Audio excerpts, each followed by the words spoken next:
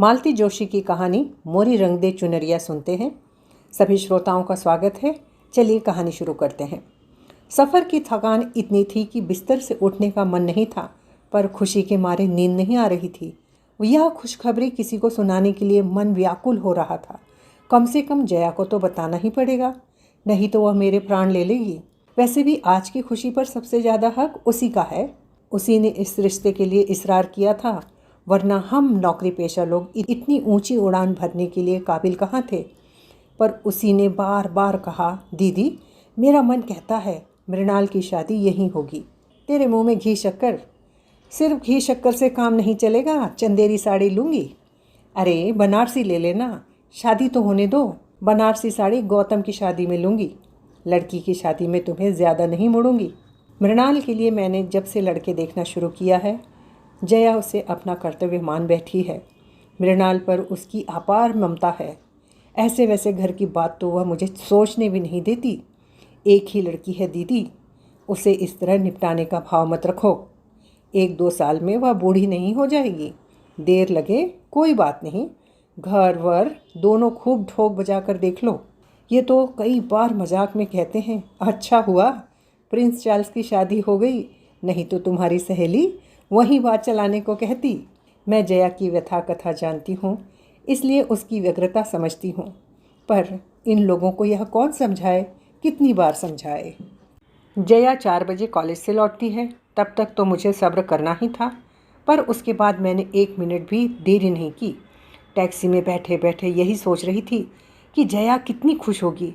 खुश तो वो बाद में होगी, पहले तो मेरी अच्छी खबर लेगी। बिना बताए ही चली गई थी मैं, पर क्या करती, मजबूरी थी। मृणाल ने साफ मना कर दिया था। इसी शर्त पर वह जाने को तैयार हुई थी। लड़कियों का इस तरह प्रदर्शन करना हमें भी अच्छा नहीं लगता, पर वे लोग यहाँ आने को तैयार न थे। बोले आप लोग बिटिया के साथ यहाँ आ जाइए। इन दिनों हमारी बेटियाँ भी अमेरिका से आई हुई हैं, उनसे मिलने के लिए सारा परिवार यहाँ इकट्ठा है। आप यहीं आ जाएंगे तो सबकी सुविधा हो जाएगी। मन में ढेर सारी आशंकाएं लेकर हम लोग गए थे। लौटते वक्त मन खुशी से सराबोर था। मृणाल सबको भा गई थी। उन लोगों ने तो वहीं शगुन भी कर दिया। कहने लगे सगाई वगाई का चक्कर रहने दीजिए, आप तो जितनी जल्दी हो सके शादी का इंतज़ाम कीजिए। ये लड़कियां महीना 2 महीना भारत में रहेंगी, तब तक हो जाए तो अच्छा रहेगा। हम लोग किसी तैयारी से तो गए नहीं थे, जो कुछ पास था उसी से टीका कर दिया और शादी की तिथि निकलवा कर चले आए। मुश्किल से महीने भर का समय था और करने को कितना कुछ था। उन लोगों ने तो कह दिया था कि ज़्यादा टीम टाम करने की ज़रूरत नहीं है। हम 20-25 लोग आएंगे, सब परिवार आएंगे। किसी होटल में इंतज़ाम कर दीजिए, शाम को फेरे हो जाएंगे, सुबह हमें विदा कर दीजिए। वे लोग तो इतना कहकर मुक्त हो गए, पर हमारे सामने तो प्रश्न चिन्ह खड़ा हो गया। इतने कम समय में कैसे कुछ हो पाएगा? लड़की की शादी कोई हंसी खेल है? मैडम कहाँ रोकना है? ड्राइवर ने पूछा तो होश आया कि मैं तो अपने गंतव्य पर पहुंच गई हूँ। जया के घर के सामने गाड़ी रुकवा कर मैंने जल्दी से पैसे चुकाए और उतर पड़ी। जया से मिलने की कुछ इतनी बेसब्री थी कि घंटी बजाते हुए ध्यान ही नहीं रहा कि दरवाज़ा खुला है। मैंने कुछ छेंपते हुए घर में प्रवेश किया। तब तक बड़ी भाभी बाहर निकल आई। मैंने सोचा अब डांट पड़ेगी, क्या तुम्हें भी इस घर में आने के लिए घंटी बजा कर आना पड़ता है? पर भाभी कुछ बोली नहीं। मैंने ही क्षमा याचना करते हुए कहा, सॉरी भाभी, आपको डिस्टर्ब किया। जया कहाँ है? ऊपर कमरे में। ऊपर जाने का रास्ता भीतर वाले बरामदे से होकर था। हॉल से गुजरते हुए मैंने देखा 4-5 औरतें बैठी हुई हैं। जया की माँ उनसे बातें कर रही हैं, पर सारा माहौल बड़ा गुमसुम सा है। मेरी बंगाली चौड़े पाड़ की साड़ी को उन्होंने इस तरह घूर कर देखा कि मुझे संकोच हो आया। अपनी कलफदार पटलियों को और लहराते हुए पल्लू को सबकी नज़र से बचाने में मैं इतनी व्यस्त हो गई कि जया की माँ को ठीक से नमस्ते भी न कर सकी। सीढ़ियाँ चढ़ते हुए भान हुआ कि उन्होंने भी तो मेरा कोई कुशल क्षेम नहीं पूछा, इतने दिनों तक न आने का उलाहना नहीं दिया। और तब याद आया कि बड़ी भाभी ने भी तो आज बात नहीं की। नहीं तो ऐसा कभी नहीं हुआ कि दोनों भाभियों से मीठी रार तकरार किए बिना मैं ऊपर गई हूँ। जया के कमरे में एकदम सन्नाटा था। 24 घंटे चीखने वाला टेप रिकॉर्डर चुप था और महारानी पलंग पर लेटी हुई आशापूर्णा देवी का कोई उपन्यास पढ़ रही थी। आहा, दीदी आई है। मुझे देखते ही वह पुलकित होकर बोली और मेरा मन एकदम हल्का हो गया। नीचे इतना सन्नाटा था कि बस, मैंने कहा, और माँ जी के पास 2-4 औरतें ऐसी शक्ल बनाकर बैठी हैं जैसे मातम पुरसी पर आई हों। उसने मेरा वाक्य पूरा किया। वे वाकई मातम पुरसी पर आई हैं। अरे, मुझे अब अपने कपड़ों पर सचमुच शर्म आ रही थी। कौन? मेरा मतलब किसका देहांत हो गया? हमारे श्रीमान जी गुजर गए, उसने सपाट स्वर में कहा। कौन श्रीमान जी? एक ही तो थे दीदी। मेरी कौन सी 10-20 शादियाँ हुई हैं? उसने कहा। उसके बात करने का लहजा कुछ ऐसा था कि सांत्वना की गुंजाइश ही नहीं थी। और फिर सांत्वना भी किस लिए? जिस व्यक्ति का अस्तित्व ही उसके लिए अर्थहीन था। उसके मरने पर शोक और संवेदना का नाटक मुझसे नहीं हो सका, पर उसके घर में तो बाकायदा मातम मनाया जा रहा है। जिस व्यक्ति से तुम्हारा कभी कोई संबंध नहीं रहा, उसका शोक तुम लोग क्यों मना रहे हो? यही तो मेरी समझ में नहीं आता। हमें तो उन लोगों ने खबर तक नहीं दी। कोई सवाल ही नहीं था। किसी तीसरे व्यक्ति ने पत्र लिखा है जो यहाँ 4-5वें रोज़ पहुँचा है, और बस यहाँ बाकायदा मातम शुरू हो गया। इन लोगों ने मेरी चूड़ियाँ नहीं फोड़ी, यही गनीमत है। छी, कैसी बातें करती हो? मैंने सिहर कर कहा। सच कह रही हूँ दीदी। मुझे कमरे में कैद कर रखा है। मुझे कमरे में कैद करके रख दिया है। कॉलेज नहीं जाने देते, टीवी नहीं देखने देते, रेडियो नहीं सुनने देते, पानी भी मुझे मांग कर पीना पड़ता है। मुझे कोई घड़ा नहीं छूने देता। ये क्या कहती हो? सब अम्मा का पागलपन है। मेरी सास मरी थी, तब भी यही नाटक हुआ था। मुझे तो सुनकर ही वितृष्णा होने लगी थी। पता नहीं जया कैसे सहन कर रही थी। अच्छा जया, चलूँगी अब, फिर कभी आ जाऊँगी। मैंने एकदम उठने का उपक्रम किया तो उसने हाथ पकड़कर बिठा लिया। ऐसे कैसे चले जाएंगी? जो कहने आई थी वह तो कहिए। वह सब कहने का अब उत्साह ही कहाँ बचा था। मैंने कहा, तुम कॉलेज नहीं आई तो बस देखने चली आई थी कि क्या बात है। झूठ मत बोलिए। आप कॉलेज गई होती तो यह खुशखबरी आपको कब की पता लग जाती। कल ही तो पूरा स्टाफ मिलने आया था। हे भगवान, जया ने कैसे सामना किया होगा उन सब का, खासकर मिसेस माथुर और मिसेस मालवीय जैसे लोगों का। उसने जैसे मेरे मन की बात पढ़ ली हो। बोली, भाभी उनसे नीचे ही निपट ली। मैंने साफ कह दिया था कि किसी को ऊपर भेजने की ज़रूरत नहीं है। आश्चर्य है, मुझे किसी ने नहीं रोका। आपकी बात अलग है दीदी, सब जानते हैं। आपसे मिलकर मुझे खुशी होती है, बल्कि आप अगर नीचे से लौट जाती तो मुझे बेहद दुख होता, क्योंकि मैं जानती हूँ आप क्या कहने आई थी। बताओ, मृणाल की बात पक्की हो गई है, ठीक है ना? तुमने कैसे जाना? आपके चेहरे से ही पढ़ लिया था। आपके कमरे में आते ही जान गई थी, पर सोचा पहले अपनी खबर सुना दूँ, फिर आपकी सुनूंगी। उसके कहने का ढंग कुछ ऐसा था कि मुझे पर बस हंसी आ गई। शोक और संजीदगी का जो आवरण ओढ़ रखा था गिर पड़ा। कमरे में आने के बाद पहली बार मैंने खुलकर सांस ली।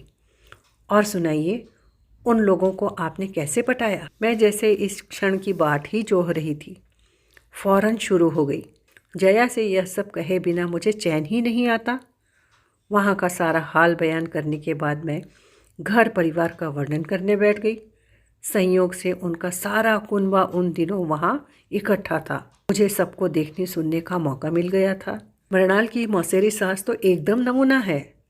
अच्छा हुआ तुम साथ नहीं थी, नहीं तो मृणाल की हंसी पर काबू पाना मुश्किल था। शायद इसी वजह से शादी टूट जाती। अच्छा, उनमें ऐसी क्या खासियत है? अरे, पढ़ी लिखी तो कुछ खास है नहीं, पर दिन भर अंग्रेजी की टांग तोड़ती रहती है। हमारे यहाँ तो सर्वेंटों की बहुत प्रॉब्लम है। ये पिक्चर तो लेडीजों के लायक है। हमारे चिल्ड्रन तो बहुत शैतान हैं। मैंने ठीक ही कहा था। मेरे मुंह से सुनकर जया को भी हंसी का दौरा पड़ गया। हाँ, तो पता नहीं क्या करती, पर जया की हंसी एकाएक थम गई। मैंने पलट कर देखा, दरवाजे में छोटी भाभी खड़ी थी। यह किस बात पर इतनी हंसी आ रही थी? उनके स्वर में उपालंब था। मैं तो शर्म से गड़ ही गई।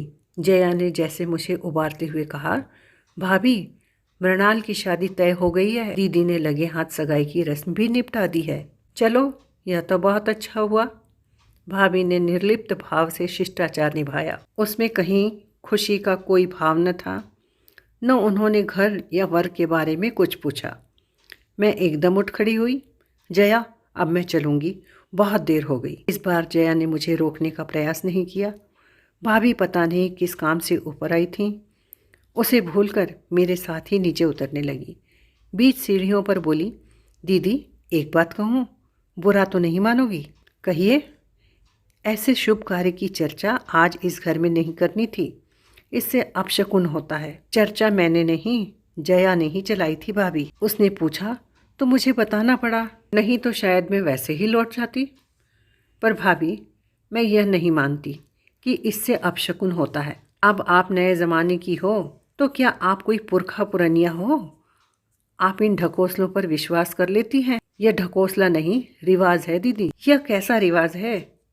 जिस आदमी का इस घर से कोई संबंध नहीं रहा, जया कभी जिसकी देहरी नहीं चढ़ी, जिसके नाम से उसने कभी मांग नहीं भरी, मंगलसूत्र नहीं पहना, 20 साल से जिसकी शक्ल नहीं देखी, उसका मातम आप लोग क्यों मना रहे हैं? क्यों उस पर लाद रहे हैं? मरने वाला हाड़ मांस का आदमी था दीदी। दुनिया में रोज सैकड़ों हाड़ मांस के आदमी मरते हैं भाभी, लेकिन सबके साथ हमने फेरे तो नहीं लिए होते। मैं हतबुद्धि होकर उन्हें देखती रह गई। उसके बाद एक पल के लिए भी ठहरना मेरे लिए दूभर हो गया। मेरी सारी खुशी हवा हो गई थी। मन इतना उद्भ्रांत हो गया था कि घर लौटकर मैंने नौकर को बिना बात ही डांट दिया। कमरे की बेतरतीबी पर मृणाल को इस बुरी तरह झिड़की कि वह सिसकने लगी। खाने की मेज पर इनसे बिना वजह ही लड़ बैठी, पर सबने मुझे माफ़ कर दिया। सब समझ गए कि अब मुझ पर शादी का टेंशन आ गया है और महीना भर किसी की खैर नहीं है। शादी? हाँ, पिछले कुछ दिनों से मैं केवल मृणाल की शादी के बारे में ही सोचती रही हूँ। रात में सपने भी उसी के देखती हूँ, पर आज की रात जया के नाम थी। मेरे मानस पटल पर उसकी शादी के कई चित्र बनते बिगड़ते रहे। मैं उस शादी में उपस्थित नहीं थी। हम लोगों का परिचय तो बहुत बाद में हुआ, पर जो कुछ सुना था वह मेरी कल्पना शक्ति के लिए काफ़ी था। बहुत ऊंचे घर में जया का संबंध हुआ था। 4 भाइयों का परिवार था। बड़े भाई पिता के साथ घर का कारोबार देखते थे। बीच वाले दोनों इंजीनियर थे। जया का दूल्हा सबसे छोटा और फिलासफर किस्म का था। जया के पिता वहाँ 2-4 बार गए, पर उससे बात ही नहीं हो पाई। उन्होंने लड़कों से कहा, हो सकता है मेरा लिहाज करता हो, संकोच के मारे न बोलता हो, तुम लोग जाकर मिल तो आओ। ऐसा न हो कि वह हकलाता हो या गूंगा हो या बहरा हो। जया के भाई गए और तसल्ली करके घर लौट आए। गूंगा बहरा तो नहीं है, पर हाँ घुन्ना है, बहुत कम बोलता है। अरे, उसे तो हमारी जया 15 दिन में तोता बना देगी, बड़ी भाभी ने कहा। सबने चैन की सांस ली और तैयारियां शुरू हो गई। बारात बड़ी धूमधाम से आई। चारों सुदर्शन भाइयों को देखकर लोगों को राम जी की बारात याद आ गई थी। चढ़ावा तो ऐसा था कि सबकी आंखें फटी की फटी रह गई थी। शिकायत थी तो सिर्फ लड़कियों को। वर के तीनों भाई उसे इस तरह घेरे हुए थे कि छेड़खानी करने का मौका ही नहीं मिलता था। जयमाला तक तो सब ठीक था, पर जब बाकी रस्मों पर भी वे बॉडीगार्ड की तरह साथ लगे रहे तो मेरी बहन ने चुटकी ली, आप लोग पांडवों की तरह फेरे भी साथ ही लोगे क्या? इस फिक्रे पर वे लोग थोड़ा झेंपे, थोड़ा पीछे हटे तो सबको राहत मिली, पर कितनी सी देर को। उसके तुरंत बाद ही तो वह अघट घट गया। गठ जोड़ी करके सप्तपदी के साथ इन लोगों ने अग्नि की परिक्रमा शुरू ही की थी कि दूल्हा गो गो करता हुआ गिर पड़ा। आंखें कपाल पर चढ़ गई और मुंह से झाग सा निकलने लगा। किशोरी नववधू तो यह देखते ही मूर्छित हो गई। मेहमानों में 1-2 डॉक्टर भी थे। वे दौड़ कर आए, मुआयना किया और बताया, घबराने की कोई बात नहीं है, मिर्गी का दौरा है, 1-2 घंटे आराम कर लेने दीजिए, ठीक हो जाएगा। 2 घंटे तक क्या कोई चुप रहता है? जितनी मुंह उतनी बातें होने लगी। किसी ने कहा कि बचपन से ही ऐसे फिट्स आते रहे हैं, तभी तो कभी स्कूल नहीं भेजा। घर पर ही सारी पढ़ाई करवाई है। किसी ने कहा हाई स्कूल तक तो सब ठीक था, उस साल फर्स्ट डिवीजन पास हुआ था, तो किसी ने टोटका करा दिया, बस उसके बाद सब गड़बड़ हो गया। एक ने बताया परीक्षा में दौरा पड़ जाने से उसका बीए का रिजल्ट खराब हो गया है, उसका दिमाग पर असर पड़ा है। किसी ने यहाँ तक बताया कि परीक्षा हॉल में ही दौरा पड़ जाने से उसकी प्रेमिका पर राज खुल गया, उसने शादी से मना कर दिया। दास लड़के ने नींद की गोलियां खा ली, मौत तो नहीं आई पर एक अभिशप्त जीवन दे गई। इस बहसबाजी का सार यही था कि लड़का नीम पागल है, उसे मिर्गी का दौरा पड़ता है। उसके पास बीए की डिग्री थी, यह उसने कैसे हासिल की यह कोई नहीं जानता था। हैरत की बात तो यह थी कि वर के परिवार वाले इस विषय में मौन साधे हुए थे। वे तो ऐसा अभिनय कर रहे थे जैसे उन्होंने मिर्गी का यह दौरा पहली बार देखा हो। जया के पिताजी ने फिर ज़्यादा सोच विचार नहीं किया, साफ कह दिया कि ऐसे झूठे और दगाबाज लोगों के घर में अपनी लाडली को नहीं भेज सकता। मैं उसे जिंदगी भर खिलाने का हौसला रखता हूँ। उसके दोनों भाई भी खम ठोक कर खड़े हो गए। बारात बिना दुल्हन के ही विदा हो गई। मैं उन लोगों को दोष नहीं देती दीदी, जया अक्सर मुझसे कहती। उन लोगों ने जो कुछ किया स्वार्थ के वशीभूत होकर किया। उन्होंने सोचा हो कि शायद बहू के पुण्य प्रताप से या सेवा चाकरी से लड़का लाइन पर आ जाएगा। अगर पिताजी इतनी हठधर्मी न करते या मैं भी भावुकतावश जाने का निर्णय कर लेती तो हो सकता है स्थिति में कुछ सुधार भी हो जाता। सिनेमा में उपन्यासों में ऐसा होता भी तो है। पर दीदी मुझे तो उन लोगों पर तरस आता है, गुस्सा आता है जिन्होंने इतनी बड़ी बात हमसे छिपाई। वे लोग हमारे रिश्तेदार थे, उन लोगों के पड़ोसी थे, वे सब कुछ जानते थे, पर उन्होंने हमें कुछ नहीं बताया, बल्कि यह रिश्ता भी उन्हीं लोगों ने सुझाया था। नहीं तो इतनी दूर हम क्यों जाते। दूरी के कारण ही पिताजी ठीक से अता पता नहीं कर सके। वे तो अपने बंधु बांधवों के भरोसे निश्चिंत बैठे रहे। उन्हें क्या पता था कि वे लोग इस तरह पीठ में छुरा भोंक देंगे। बंधु बांधव और करते ही क्या हैं, मैं कहती। इसीलिए तो कौरव पांडवों की कहानियां बराबर दोहराई जाती हैं। दुनिया में रोज महाभारत होते हैं। इस हादसे के बाद साल भर तक जया घर में मुंह छिपाए बैठी रही। पर इस तरह कब तक चलता। कभी तो उस खोल से बाहर आना ही था। उसकी पूरी जिंदगी उसके सामने फैली पड़ी थी। मन को मजबूती से थामकर उसने बीए की पढ़ाई पूरी की, फिर एमए में गोल्ड मेडल लिया और हमारे कॉलेज में लेक्चरर हो गई। मैंने और उसने एक ही दिन ज्वाइन किया था। हमारी नौकरी और दोस्ती की शुरुआत साथ ही हुई थी। हम दोनों की आयु में अंतर था, परिस्थितियां भी भिन्न थी। नौकरी मेरे लिए मजबूरी नहीं थी, एक भरी पूरी गृहस्थी थी मेरी। 2 बच्चे थे, पति अच्छे ओहदे पर थे, लेकिन मैं अपनी डिग्रियों पर जंग नहीं लगने देना चाहती थी। 2 बच्चों के बाद ही मैंने विराम ले लिया था और करियर की शुरुआत की थी। लेकिन परिस्थितियों का यह अंतर हमारे बीच में बाधक नहीं बना। एक बार मन मिल जाए तो बाहरी चीज़ें गौण हो जाती हैं। हो सकता है हमारा कोई पूर्व जन्म का ही संयोग रहा हो। कितनी जल्दी हम एक दूसरे में घुल मिल गई। मेरे बच्चे तो उसकी आंखों के तारे थे। मजाल है कोई फरमाइश अधूरी रह जाती। मम्मी ने जरा कंजूसी की नहीं कि फौरन जया मौसी के पास शिकायत पहुंच जाती। अपने बच्चों को डांटना भी मेरे लिए कठिन था। फौरन मुझे जया की डांट खाना पड़ती। वह अपने मन का सारा संचित स्नेह गौतम और मृणाल पर लुटा रही थी। उनके लिए टॉफियाँ खिलौने तो आते ही थे। हर साल सालगिरह पर एक नया स्वेटर भी तो वे पाते थे। मुझे जब जब पीहर की याद आती मैं उसके घर चली जाती।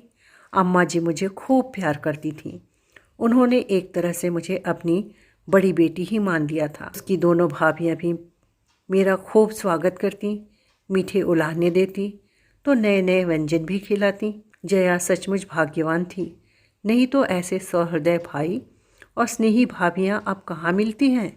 दिन बहुत अच्छे से गुजर रहे थे, पर कभी कभी मन बड़ा उदास हो जाता था। लगता जया बेचारी यहाँ वहाँ खुशी खोजती फिरती है, उसे उसका हक मिलना चाहिए। उसकी गाड़ी फिर से पटरी पर लाने की मैं खूब कोशिश करती। मैट्रिमोनियल्स पढ़ पढ़ कर मैंने अपनी आंखें दुखा ली थी, पर जया कुछ जवाब ही नहीं देती, सिर्फ हंसकर रह जाती। उन्हीं दिनों मेरे मौसेरे भाई की पत्नी प्रसूति में चल बसी थी। पहला एक 4 साल का लड़का था। भाई तो जैसे पागल हो गया था। मौसी ने बड़े ही करुण ढंग से मुझे लिखा था कि योगेश के लिए कोई अच्छी सी लड़की देखूं।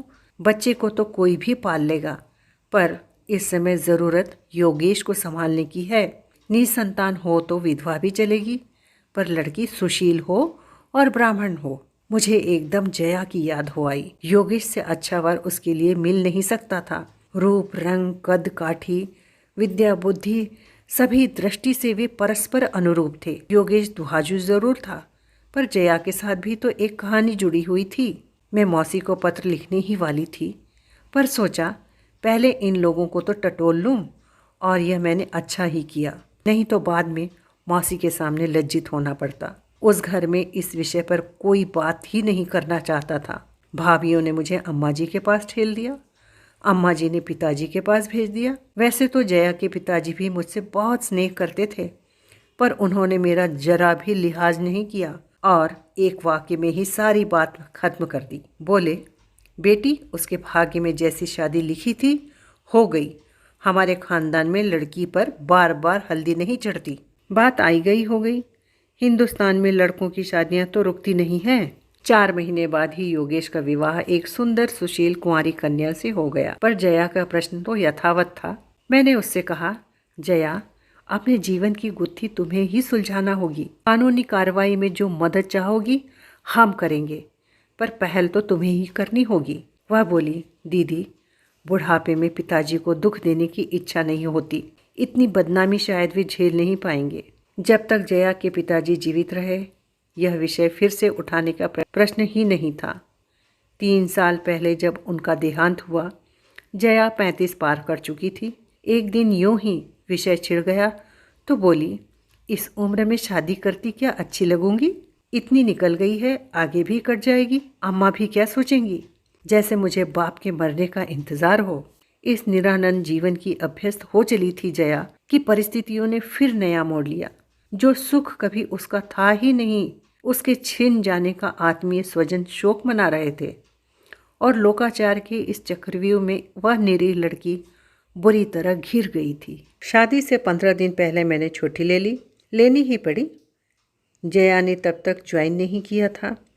जब वह दोबारा कॉलेज जाने लगी तो मुझे आशा थी कि कॉलेज आते जाते किसी दिन वह ज़रूर आएगी, सारी तैयारियों का मुआयना करेगी, मेरी आलोचना करेगी, सलाह देगी, पर वह एक बार झांकी तक नहीं। मैंने कितने दिनों तक कार्ड्स नहीं छपवाए। उसे बहुत चाव था कि जब भी किसी का कार्ड देखती कहती, दीदी, मृणाल की शादी में कार्ड्स का कॉन्ट्रैक्ट मुझे देना। देखना, ऐसा डिज़ाइन करूँगी, वो शानदार मैटर होगा कि लोग हॉल में सजा कर रखेंगे। रिसेप्शन का मीनू बनाते हुए उसकी इतनी याद आई। सुनार के दुकान पर अकेले पांव देने का मन नहीं हो रहा था। ढेर सारी साड़ियाँ खरीदनी पड़ी, पर शॉपिंग का कोई मज़ा नहीं आया। दुकानदार भी अक्सर पूछ लेते थे, मैडम, आज आपकी सहेली नहीं आई? मैंने तो कभी सोचा भी नहीं था कि वह मेरी ज़िंदगी का इतना ज़रूरी हिस्सा बन गई है। कार्ड देने उसके यहाँ जाना ही था। हम लोगों ने पूरे परिवार को सादर आमंत्रित किया। फिर मैंने जया से कहा, तुम्हें तो पूरे 2 दिन की छुट्टी लेनी पड़ेगी। मैं कोई बहाना नहीं सुनूंगी। मृणाल को विदा करके ही तुम घर लौटोगी। उसने फीकी हंसी हंसकर कहा, अम्मा से पूछ लो, तो इनके सामने ज़्यादा बोलती नहीं थी। बड़ी भाभी ने कहा, हम लोगों में से कोई आ जाएगा दीदी, पर जया के लिए इसरार मत करना। देखो, अभी 1.25 महीना भी नहीं हुआ है, लोग क्या कहेंगे? कोई बहुत तीखी सी बात मेरे होठों तक आई थी, पर मैं जब्त कर गई। इनके सामने तमाशा करने की हिम्मत नहीं पड़ी, और फिर कहने से फ़ायदा भी क्या था? बेकार अपना ही मूड खराब होता। हम लोग चलने लगे तो जया ने मुझे एक और बुलाकर कहा, दीदी, मेरी एक बात रखोगी? कहो। मृणाल को दुल्हन के रूप में देखने का बहुत अरमान है। 10 मिनट के लिए ही सही उसे मेरे पास भेज सकेंगी? ओह श्योर, मैंने कहा। उस समय उसका कंठ इतना भीगा हुआ था कि उसकी कोई भी विनती में टाल नहीं सकती थी। मन में बस एक ही कसक बनी रही कि जया नहीं आई। बाकी सारा आयोजन इतना सफल रहा जिसकी हमने कल्पना भी नहीं की थी। बाराती तो कुल जमा 25 ही थे, पर घरातियों की संख्या उनसे 10-20 गुना ज़्यादा ही थी। मेरा स्टाफ था इनका स्टाफ था, मृणाल की सहेलियां थीं, अड़ोसी पड़ोसी थे और थे ढेर के ढेर रिश्तेदार। पर कहीं कोई बदइंतज़ामी नहीं हुई। मंडप की साज सज्जा से लेकर भोजन की व्यवस्था तक कहीं किसी को कोई शिकायत का मौका नहीं मिला। दूल्हे के चुनाव को लेकर तो सभी ने हमें बधाइयों से लाद दिया। खुशी का वह भार मुझसे संभाले नहीं संभल रहा था। मृणाल तो उस दिन इतनी प्यारी लग रही थी, लग रहा था कहीं मेरी ही नज़र न लग जाए। जया की बात बार बार मन में आ रही थी, पर मौका ही न मिला। रानी जी ब्राइडल मेकअप करा के जब पीछे के दरवाजे से अंदर आ रही थी, तब बारात दरवाजे आ चुकी थी। जयमाला के बाद तुरंत ही रिसेप्शन था। उसके बाद विवाह की सारी वैदिक रस्में निपटाते हुए रात के 2 बज गए। वे लोग उतनी रात को ही दूल्हा दुल्हन को लेकर होटल चले गए। वहाँ सुसज्जित ब्राइडल सूट उनकी प्रतीक्षा कर ही रहा था। जया की इतनी सी बात न रखने का मुझे बहुत दुख हो रहा था, इसलिए सुबह सवेरे नहा धोकर मैं होटल पहुँच गई। शहर के सबसे बड़े होटल में उन लोगों के रुकने की व्यवस्था की थी। हमें 25 लोगों पर भी उसका खर्च भारी पड़ रहा था। पर ये बोले, उन लोगों ने हमसे कुछ मांगा भी तो नहीं है, फिर इंतज़ाम में इतनी कंजूसी क्यों करें। मान लो 200 बाराती लेकर आ जाते तो तब तो धर्मशाला में भी हमारे पर खचे उड़ जाते। गाड़ी से उतरते ही मैं सीधे मृणाल के कमरे में जाने वाली थी, पर संकोच आया। फिर इन्होंने भी टोक दिया, go through proper channel madam. ठीक था, अब तो उसे हम अपनी मन मर्जी से हर कहीं ले नहीं जा सकते थे। उसके सास ससुर से पूछना ज़रूरी था। सौभाग्य से वे जागे हुए थे, हमें देखते ही अचकचा गए। अरे आप लोग सुबह सुबह? जी बस देखने चले आए थे कि आप लोगों को कोई असुविधा तो नहीं। अरे नहीं जी, बिल्कुल नहीं। 10 बजे खाना बिल्कुल तैयार रहेगा। आप लोग वहीं आ रहे हैं ना? हाँ, बस सबको तैयार होने के लिए फरमान भेजते हैं। एक रिक्वेस्ट थी। समधिन को इतना मक्खन लगाने के बाद मैंने असल बात शुरू की। कहिए।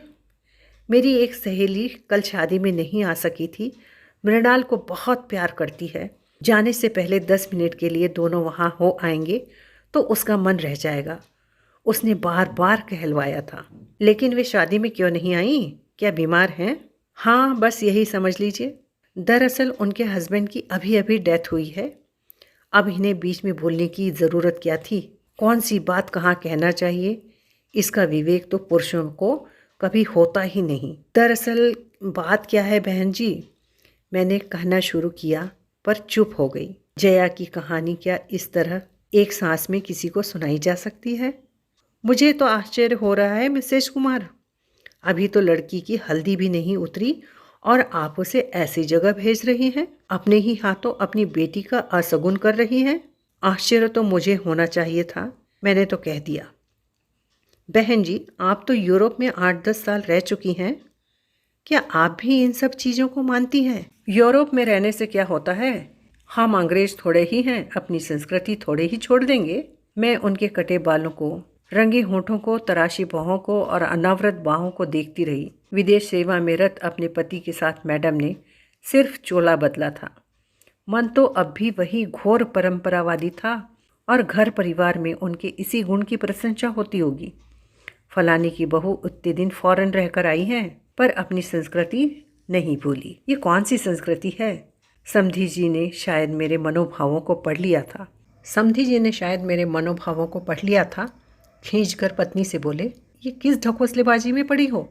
जाने दो बच्चों को, 2 मिनट में कुछ नहीं बिगड़ता। पति की अवमानना करने की ताव शायद उनमें नहीं थी। बोली, उन्हें जागने तो दीजिए। फिर मुझसे बोली, आप तो उनके साथ जाएंगी ना? अगर आपकी सहेली इन लोगों को कुछ देने लगे तो आप अपने हाथ से दीजिएगा, उनसे मत दिलवाइएगा। जया कुछ देगी यह तो निश्चित था। नए जोड़े को कोई भी खाली हाथ विदा नहीं करता। उस समय क्या मुझसे निर्मम आज्ञा का पालन हो सकेगा? मैं जया को खुशी देने जा रही हूँ, उसका अपमान करने नहीं। तो रहने ही देते हैं। मैं एकदम उठ खड़ी हो गई। आपने शंका उठाई है तो अब मेरा मन डावाडोल होने लगा है। वही तो, वे खुश होकर बोली, हम लोगों के इतने पुराने संस्कार हैं, वे सहज ही में थोड़े छोड़े जाते हैं। पुरुषों को तो किसी चीज़ का विधि निषेध नहीं है, पर हम लोगों से तो इतनी लापरवाही नहीं हो सकती। हर बात को 10 बार सोचना पड़ता है। उनका प्रवचन सुनकर पहली बार पछतावा हुआ। मृणाल के लिए घर ढूंढने में हमने कहीं कोई भूल तो नहीं की। मृणाल गई और घर एकदम सूना हो गया। मेहमानों से ठसाठस भरा हुआ था, फिर भी भाएं भाएं कर रहा था। यही तो फ़र्क होता है। बेटे की शादी होती है तो घर खुशियों से भर जाता है, पर बेटी के साथ तो सारी रौनक ही विदा हो जाती है। करने को तो अब भी कितने काम थे, पर पहले वाले उत्साह का कहीं अंश मात्र भी शेष नहीं था। 4-5 दिन बाद फोटोग्राफर एल्बम बना कर दे गया तो मुझे जैसे एक खिलौना मिल गया। मैं घंटों बैठी अपनी लाडली को निहारती रहती, हर आने जाने वाले को दिखाती रहती। उस दिन भीड़ भाड़ में तो मैं किसी को ठीक से देख ही नहीं पाई थी। मेरे मन मस्तिष्क पर तो मृणाल और किशोर छाए हुए थे, पर अब फुर्सत से बैठकर मैं सबका मुआयना कर रही थी और सहसा मेरी आंख जया की भाभी पर अटक गई। उस दिन केवल उसके छोटे भाई और भाभी ही आए थे। वे भी खाना खाने के लिए रुके नहीं, बस लिफाफा पकड़ाकर चले गए थे। कैमरे में उन्हें वर वधू को आशीर्वाद देते हुए कैद कर लिया था। भाभी की साड़ी देखकर मेरे मन पर सांप लौट गया। यह साड़ी थी जो हम लोगों ने पिछले वर्ष बेंगलोर में खरीदी थी। पिछले वर्ष कॉलेज की ट्रिप दक्षिण भारत गई थी। पूरे रास्ते हम लोग साड़ियाँ और नग वाले गहने खरीदते रहे।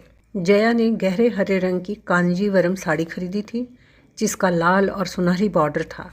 उसने कहा था, दीदी इसका उद्घाटन मृणाल की शादी में करेंगे। जया ने वही किया था। मृणाल की शादी में भाभी को वही साड़ी पहनाकर भेज दिया था।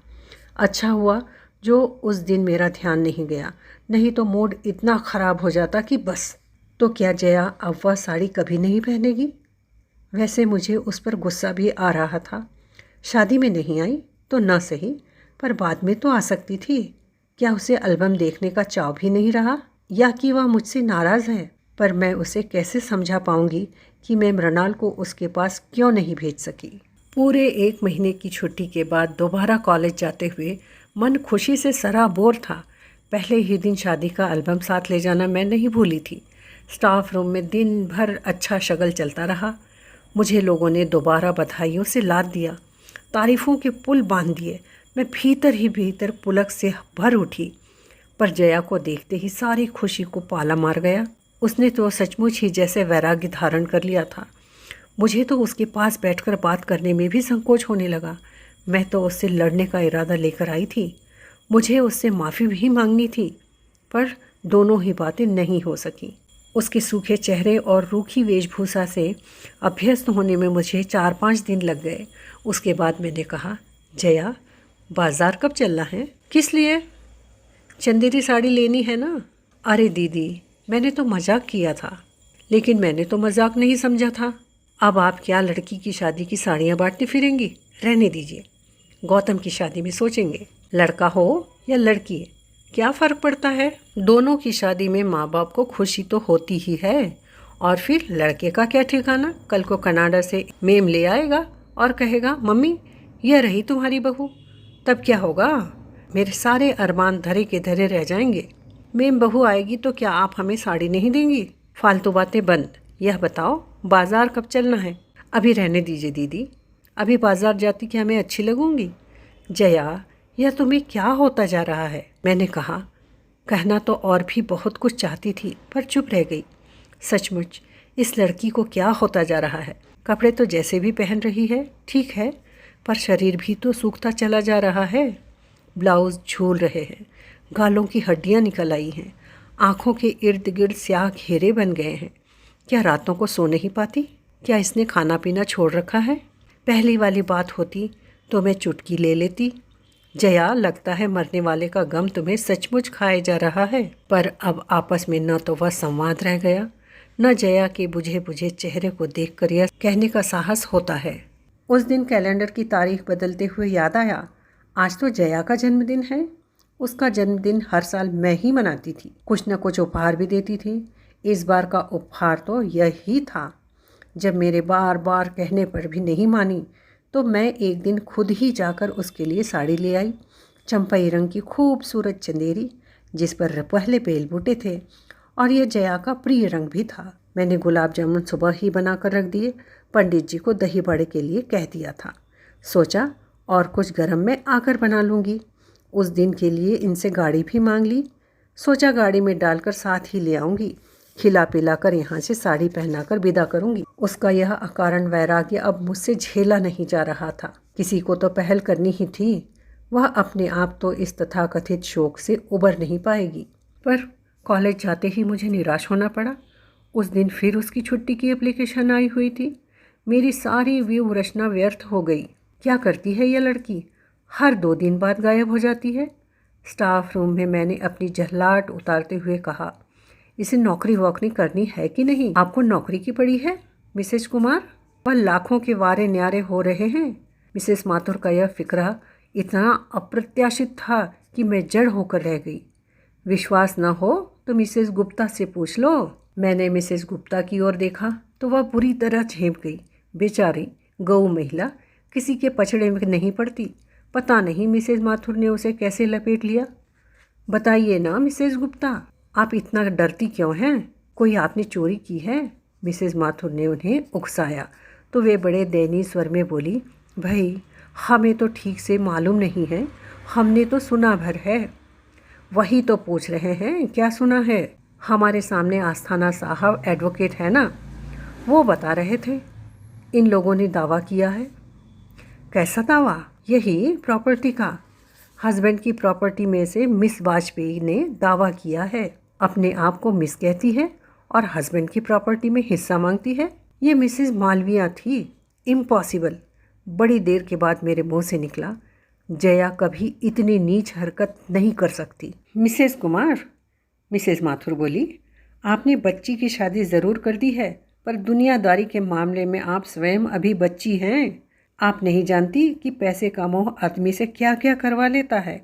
प्रॉपर्टी के चक्कर में अच्छे अच्छों की नकाब उतर जाती है। लेकिन जया पैसों की भूखी नहीं है। वह खुद 2500 रुपया कमा रही है। 1000 और लाख में फ़र्क होता है मिसेस कुमार। पर मैं कहती हूँ, इसमें इतनी हाय तौबा मचाने की क्या ज़रूरत है? मिस रायजादा बोली, अगर वह उस शख्स के नाम पर 20 बरस तक धूनी रमाकर बैठी है तो उसका प्रॉपर्टी पर पूरा हक बनता है। वह अपने जायज़ हक के लिए लड़ रही है। बात जायज़ या नाजायज़ हक की नहीं है मिस रायजादा, मैंने संजीदा होकर कहा। प्रश्न तो यह है कि जिस बंधन को मन ने स्वीकार नहीं किया उसके मन ज़रूर स्वीकार करता। मिसेस माथुर बोली, अगर मन यह पहले से जानता कि आसामी 5 लाख का है तो वह सारे बंधन स्वीकार कर लेता। 5 लाख? जी हाँ, जया के ससुर इस बेटे के नाम 5 लाख फिक्स करके छोड़ गए हैं। व्यवस्था यह थी कि इस रकम का ब्याज उन लोगों को मिलता रहेगा जो उसकी देखभाल करेंगे। अब तक ऐसा ही होता भी रहा। तीनों भाई बारी बारी से उसे संभालते रहे, लेकिन उसकी मृत्यु ने अब प्रश्न चिन्ह खड़ा कर दिया है। इतनी बड़ी रकम का वारिस कौन होगा? वैसे लीगल राइट तो जया का ही बनता है, इस रायजादा ने कहा।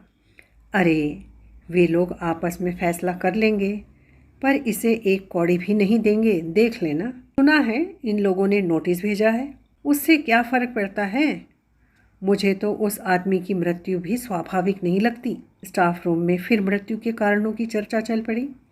कई तर्क कुतर्क उछाले गए, पर मेरा मन उस बातचीत से दूर चला गया था। जो कुछ सुना था उस पर विश्वास करना कठिन हो रहा था, पर इतने सारे लोग झूठ तो नहीं बोल सकते। उस शाम में अपने आप को ठेल ठाल कर उसके घर ले गई। वहाँ जाने की अब पहले की सी ललक मुझ में नहीं रही थी। उन लोगों का स्वागत भी अपेक्षाकृत ठंडा था। मुझे लगा कि यह संबंध अब बहुत दिनों तक ढोया नहीं जा सकेगा। जया हज मालूम अपने कमरे में थी। साड़ी का पैकेट उसके गोद में रखते हुए कहा, जन्मदिन की एक तुच्छ भेंट स्वीकार कीजिए। ओह दीदी, उसने कहा और उसकी आंखें छलछलाई। यहाँ घर पर तो सब लोग इतने व्यस्त हैं कि किसी को ऐसी छोटी सी बात का होश ही नहीं है। पर मैं जानती थी आप नहीं भूलेंगी, इसीलिए कॉलेज नहीं आई। बहुत मेहरबानी। आप यह सब क्यों लाई हैं? आपका तो आशीर्वाद ही मेरे लिए बहुत है। आपके स्नेह ऋण से तो मैं कभी उभर ही नहीं पाऊंगी। धन्यवाद प्रस्ताव पढ़ चुकी, अब ज़रा खोल कर भी देख लो। उसने कांपते हाथों से पैकेट खोला और विस्मय से विमुग्ध होकर देखती रही। कुछ देर तक तो साड़ी को गोद में रखकर उसकी मुलायम सतह पर हाथ फेरती रही, फिर उसे गालों से लगाकर उसकी रेशमी छुअन को अपने भीतर समोती रही। मैं मंत्रमुग्ध सी उसे देख रही थी। लग रहा था जैसे वह परसों बाद किसी अपने से मिली हो। कुछ देर तक वह कमरे में मेरी उपस्थिति को भूल ही गई थी। सुनो जया, कल तुम यह साड़ी पहनकर कॉलेज आओगी। कोई बहाना नहीं चलेगा। तुम्हारा वैराग्य पर्व अब समाप्त करना ही पड़ेगा। वह कुछ देर तक मुझे देखती रही और एकदम बिलख पड़ी। दीदी, मरने वाला अपने साथ मेरे पहनने ओढ़ने का सुख भी ले गया। अब यह साड़ी मेरे किसी काम की नहीं है। और वह भर भरा कर रो पड़ी। पति की मृत्यु के 2.5 महीने बाद जया का बांध टूटा था। मुझे समझ में नहीं आ रहा था कि उसे सांत्वना कैसे दूं, क्योंकि मैं नहीं जानती थी कि उसके दुख की जाति क्या है। मैं सिर्फ उसकी पीठ पर, बालों पर हाथ फेरती रही। मैंने उसे चुप कराने का प्रयास भी नहीं किया।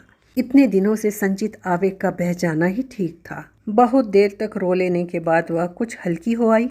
बड़े ही तरल स्वर में कहा, अगर मुझे कुछ देना ही चाहती हो दीदी, तो एक सफ़ेद चिकन की साड़ी लाकर दे दीजिए। खुद जाकर खरीदने का साहस मुझ में नहीं है। तो तुम अब सफ़ेद साड़ी पहनोगी? हाँ दीदी, बिल्कुल टिनोपाल काइट साड़ी। उसे पहनकर औरत देवी लगती है। उसे देखकर दया भी उपजती है और श्रद्धा भी। मैंने ध्यान से सुना। उसकी बातों में वह पुरानी जया फिर से झांकने लगी थी। शायद जी भर कर रो लेने से मन पर पड़ी उदासी की परत धुल गई थी। मैंने भी फिर उसी मूड में उत्तर दिया, खबरदार, जो कॉलेज में सफ़ेद साड़ी पहन कर आई, मैं गेट के भीतर कदम नहीं रखने दूंगी। कॉलेज की नहीं दीदी, मैं कोर्ट की बात कर रही हूँ। वहाँ तो सफ़ेद साड़ी पहनकर ही जाना पड़ेगा। अगर असहाय निराश्रित विधवा का रूप नहीं धरूंगी तो जज साहब पसीजेंगे कैसे? कितनी आसानी से, बेतकल्लुफ़ी से वह इतनी बड़ी बात कह गई। उसके माथे पर शिकन तक नहीं आई। मुझे वितृष्णा सी होने लगी। यह क्षण भर पहले ममता से उमगता मेरा मन काठ हो आया। तो मैंने जो सुना है वह सब सच था क्या? इसीलिए यह नाटक हो रहा था? नहीं दीदी, अब तक जो हुआ वह लोकाचार था। नाटक तो अब मैं करूँगी। आप देखती जाइए। Jaya, how can you? गुस्से के मारे मेरे मुंह से शब्द भी नहीं निकल सके। आप यही कहना चाहती हैं ना कि जिसके सुख दुख में मैंने कभी हिस्सा नहीं बटाया, उसकी संपत्ति में हिस्सा क्यों मांग रही हूँ? जिसका नाम कभी मैंने अपने नाम के साथ नहीं जुड़ने दिया, उसके वारिसों की लिस्ट में नाम क्यों लिख रही हूँ? आप यही जानना चाहती हैं ना? हाँ, मैं यही जानना चाहती हूँ। मैं यही पूछना चाहती हूँ कि जरा से रुपयों के लिए तुम अपने आत्मसम्मान को ताक पर रख रही हो? क्या आप सोचती हैं मैं यह सब अपनी मर्जी से कर रही हूँ? तो किसकी मर्जी से कर रही हो? और मर्जी किसी की भी हो, क्या फ़र्क पड़ता है? करने वाली तो तुम हो। मजबूरी है दीदी। कभी कभी मनुष्य को ऐसे भी काम करने पड़ते हैं जिसके लिए मन गवाही नहीं देता। ऐसी कौन सी मजबूरी है? मजबूरी यह है कि इस मन से परे भी एक दुनिया है जिसमें माँ है, भाई भतीजे हैं, भाभियाँ हैं। वे लोग क्या कहते हैं?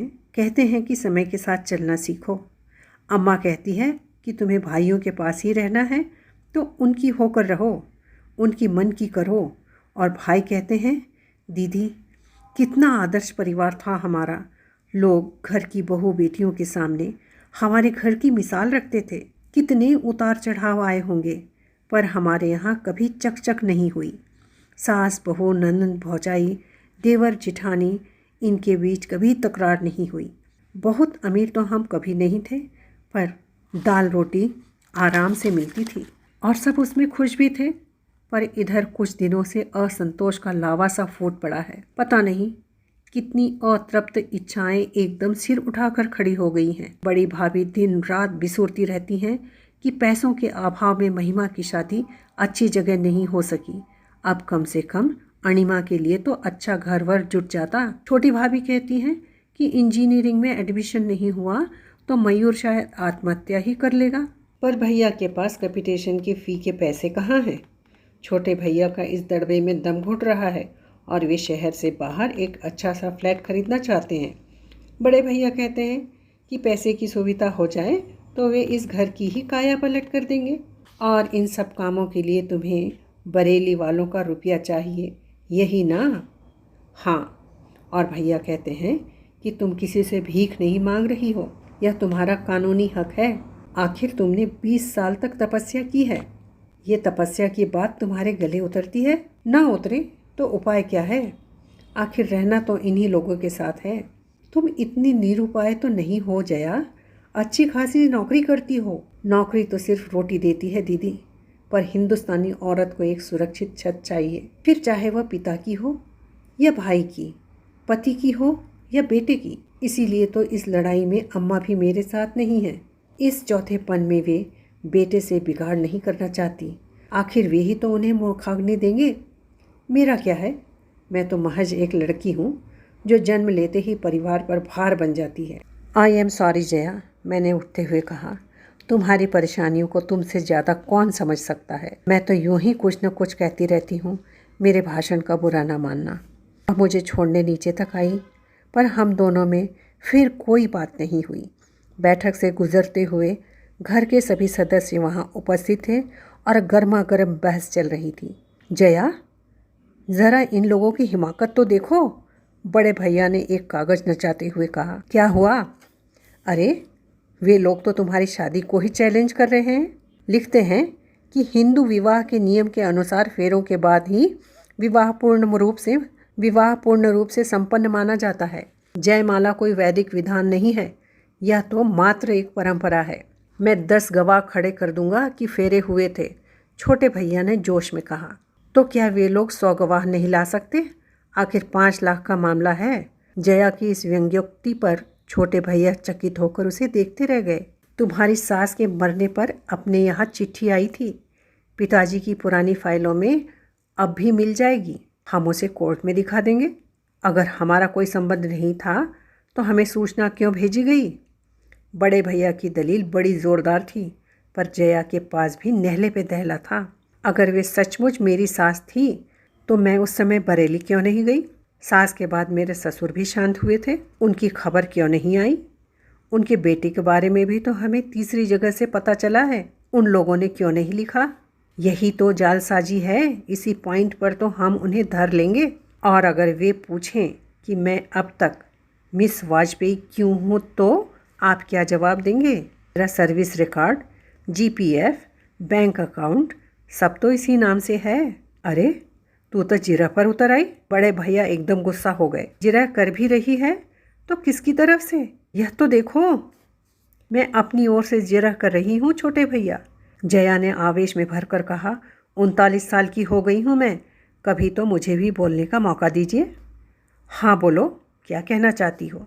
सिर्फ यही कि बस बहुत हो चुका, अब मेरी ज़िंदगी से खिलवाड़ मत कीजिए।